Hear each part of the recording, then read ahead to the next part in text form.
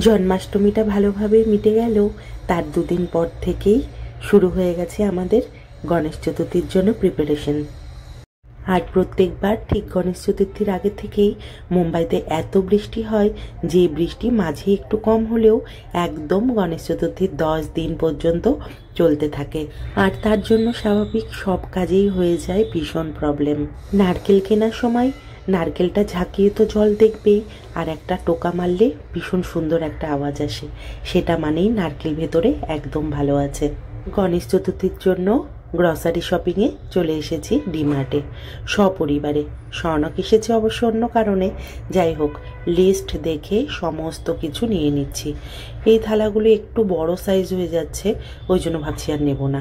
এই বাটিগুলো নিয়েছি সিন্নি প্রসাদ দেওয়ার জন্য, আর এই প্লেটের সাইজগুলো একদম পারফেক্ট। এগুলো দুটো নিয়ে নিলাম, বাস। আর দেখা যাক টুকটাক কী নেওয়া যায়। দুধ নিতে একদম ভুলে গেছিলাম। যাই হোক অন্য কোম্পানির দুধ নিই, কিন্তু আজকে একটু রাত হয়ে গেছে বলে আর নেই। এই গার্ডার দুটোও বেশ ভালো লাগলো। মেয়েদের আর কি, যখনই যেখানে সাজাগোজার জিনিস পাবো দাঁড়িয়ে পড়বো। আর এই গণেশ পুজো দিওয়ালির আগ দিয়ে ডিমার্টে আসলে সত্যিই আমি পাগল পাগল হয়ে যাই। পুজোর ঘর সাজানোর এত সুন্দর সুন্দর জিনিস পাওয়া যায় যে কোনটা ছেড়ে কোনটা নেবে সত্যিই ভাবা যায় না। এই যে এই বাটিটা দেখছো হাতে, এটা নিয়েছি। এবার চাটনি দেওয়ার সময় স্টিলের বাটিতে দিয়েছিলাম, তাই মনটা ভালো লাগছিল না, তাই এই একটা বাটি নিয়ে নিলাম, বেশ ছোট্ট। এটা পায়ে চাটনি দেওয়া যাবে। আর একটা ডাস্টবিনও দেখছি আমাদের রেগুলারের জন্য, আর পুজোর জন্য ওই যে ছোট্ট ডাস্টবিনটা দেখলে ওইটা নিয়েছি। সবই বলতে পারো পুজোর জন্যই কেনা হচ্ছে। দুটো কন্টেনারও নিয়ে নিলাম, ঠাকুরের এখন অনেক জিনিসপত্র রাখতে হয়, ওর জন্য কাজে লেগে যাবে।